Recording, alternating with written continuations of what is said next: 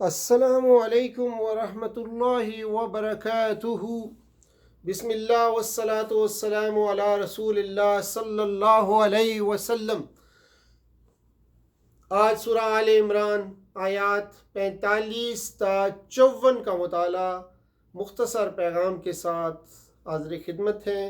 قرآن پاک کے اس دورہ قرآن کا پروگرام، قرآن پاک کے اس مطالعے کا پروگرام جاری و ساری ہے، اور آئیے آج کی آیات کی تلاوت سنتے ہیں۔ اعوذ باللہ من الشیطان الرجیم، بسم اللہ الرحمن الرحیم۔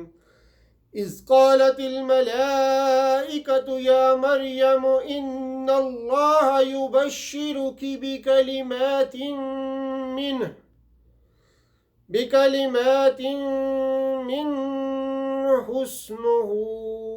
اسمه المسيح عيسى ابن مريم وجيها في الدنيا والآخرة ومن المقربين ويكلم الناس في المهد وكهلا ومن الصالحين۔ صدق اللہ العظیم۔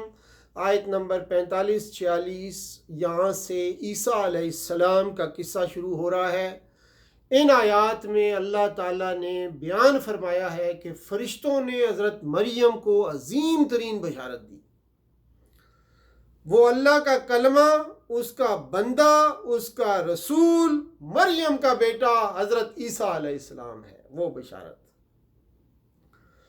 آپ کو اللہ کا کلمہ اس لیے کہا گیا کہ آپ اللہ تعالیٰ کے ایک کلمہ یعنی خصوصی فرمان کے ذریعے پیدا ہوئے تھے اور آپ کے آلات اسباب سے خارج تھے۔ اللہ تعالیٰ نے آپ کو اپنی نشانی اور عجیب مخلوق بنایا۔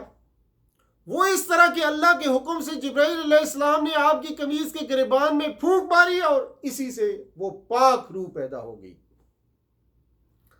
اسی وجہ سے آپ علیہ السلام روحانی فطرت رکھتے تھے اور روحانی مادے سے پیدا ہوئے تھے، اور اسی لیے آپ کو روح اللہ کی روح کہا گیا۔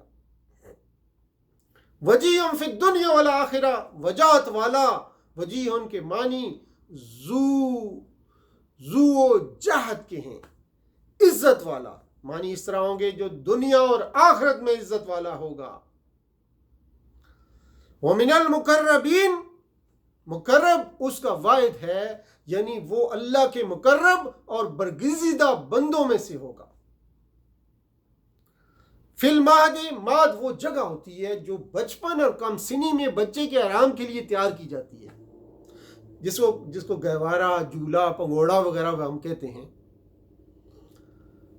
وکالن، کالن یعنی کہولتن سے ہے، سیاہ بالوں میں سفید بالوں کی آمیزش کو کہتے ہیں ادھیڑ عمر کا، گویا 30 سے 50 سال کا عمر والا، سیاہ بالوں میں سفید بالوں کی آمیزش۔ وَمِنَ الصَّالِحِينَ، صالح کی جمع ہے صالحین، اور وہ صالحین میں سے ہوگا۔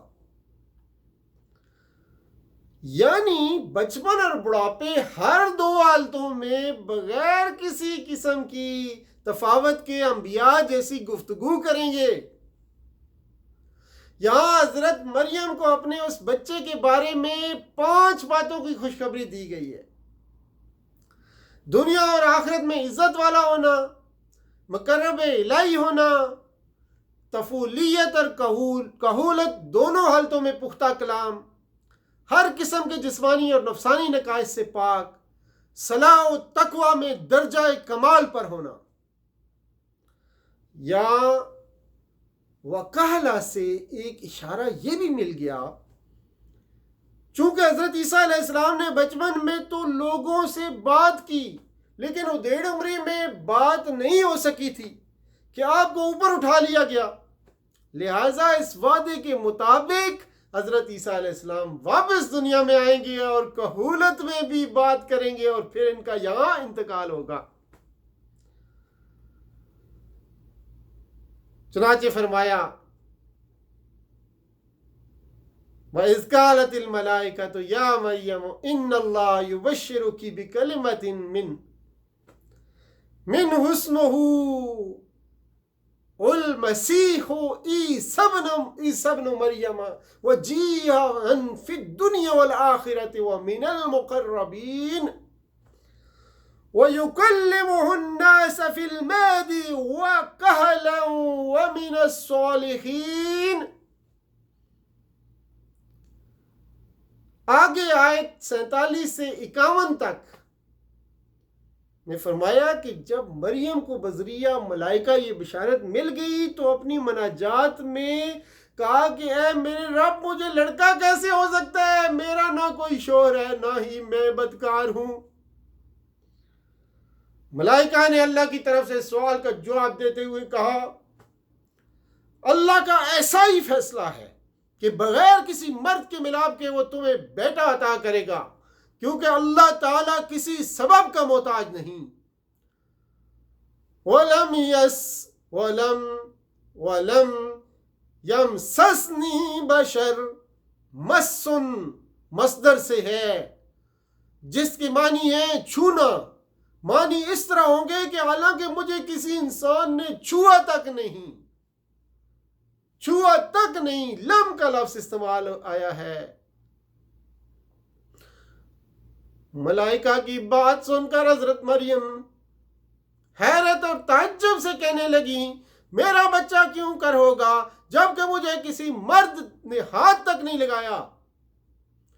قال كذلك الله يخلق من يشاء، کہا اسی طرح اللہ جو چاہتا ہے پیدا کرتا ہے۔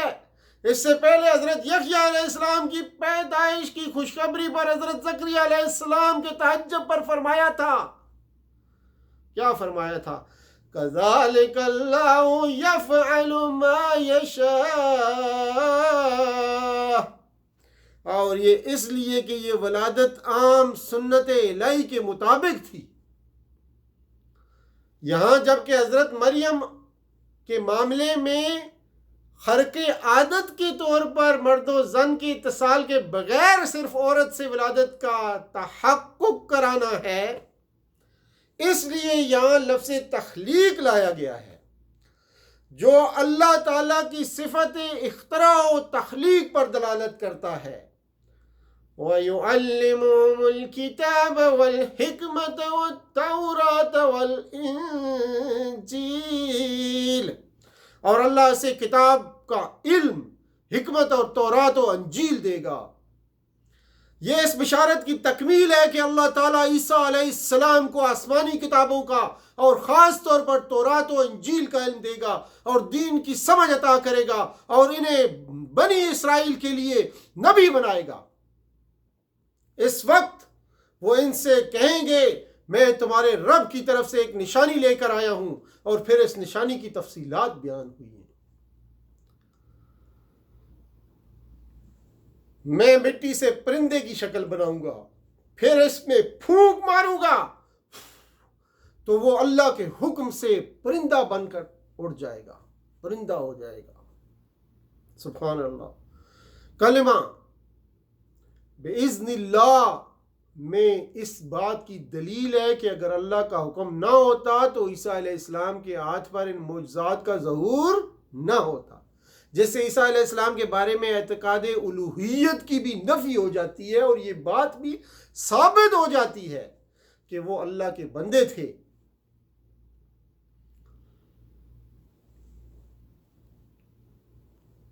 وَأُبَرِّئُ الْأَكْمَحَ وَالْأَبْرَصَ، ابرئ ابراؤن سے ہے جس کے معنی ہیں بری کرنے اور نجات دلانے کے ہیں۔ اکما کا مادہ کماہن ہے، اس کے معنی ہیں مادرزاد نابینا۔ ابرسا برس والا کوڑی، اس کو ابرسا کہتے ہیں۔ معنی اس طرح ہوئے کہ میں مادرزاد اندھے کو اور برس والے کو ٹھیک کروں گا۔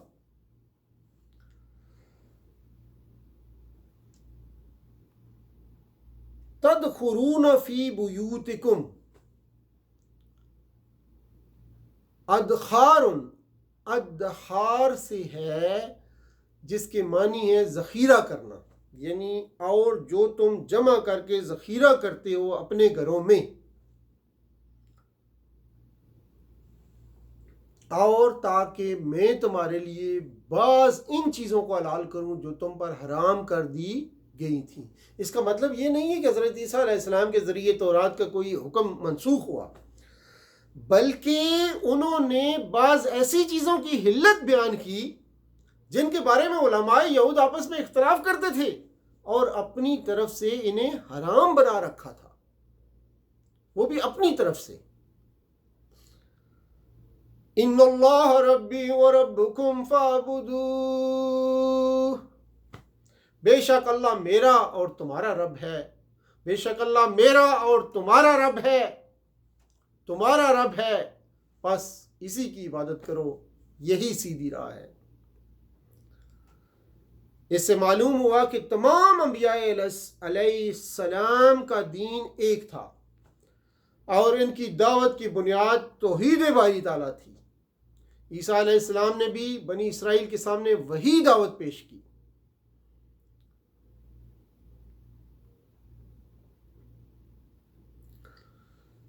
آیات 52 تا 54 یہ اس وقت کی بات ہے جب عیسیٰ علیہ السلام کو ان کے کفر کا یقین ہو گیا اور یہ بات واضح ہو گئی کہ لوگوں نے ان کی دعوت ٹھکرا دی ہے، تو انہوں نے بنی اسرائیل کو اپنی مدد کے لیے پکارا۔ فرمایا تم لوگوں میں کون اللہ اور اس کے دین کی خاطر میری مدد کرنے کے لیے تیار ہے؟ فرمایا کہ تم لوگوں میں سے کون اللہ اور اس کے دین کی خاطر میری مدد کرنے کو تیار ہے؟ حواریوں نے کہا ہم اللہ کے دین کے مددگار ہیں۔ پھر کہا کہ ہم ایمان لے آئے ہیں اور اے نبی آپ گواہ رہیے ہم مسلمان ہیں۔ پھر وہ اللہ کی طرف متوجہ ہوئے اور کہا اے ہمارے رب تو گواہ رہو کہ ہم تیری نازل کردہ شریعت پر ایمان لے آئے اور تیرے رسول کے پیروکار بن گئے، اس لیے تو ہمیں ان لوگوں میں لکھ دے جو تیری وحدانیت کے گواہی دیتے ہیں۔ قال الحواریون، حواری اس کا واحد ہے، یہ حورن سے بنا ہے جس کے معنی ہے سفیدی۔ حورا اس عورت کو کہتے ہیں جس کی آنکھ کی سفید اور سیاہ شدت سے ہو۔ حواری کپڑا دھو کر صاف اور اجلا کرنے والے کو بھی کہتے ہیں۔ یہاں اس سے مراد صاف دل اور پاکیزہ لوگ ہیں۔ حضرت عیسیٰ علیہ السلام کے ماننے والے ابتداء میں یہی لوگ تھے۔ وَمَكَرُوا وَمَكَرَ اللَّهُ، مکر کے معنی ہے مخفی طور پر باریک اور مضبوط تدبیر کرنا۔ کسی کو اس مقصد سے کسی ہیلا سے ہٹا دیا جانے کو بھی مکر کہتے ہیں۔ کسی کو اس کے مقصد سے کسی ہیلے سے ہٹا دیا جانا، اس کو بھی مکر کہتے ہیں۔ چنانچہ فرمایا فَلَمَّا أَحَسَّ عِيسَى مِنْهُمُ الْكُفْرَ قَالَ مَنْ أَنْصَارِي إِلَى اللَّهِ قال الحواریون نحن انصار اللہ آمنا باللہ واشہد بأننا مسلمون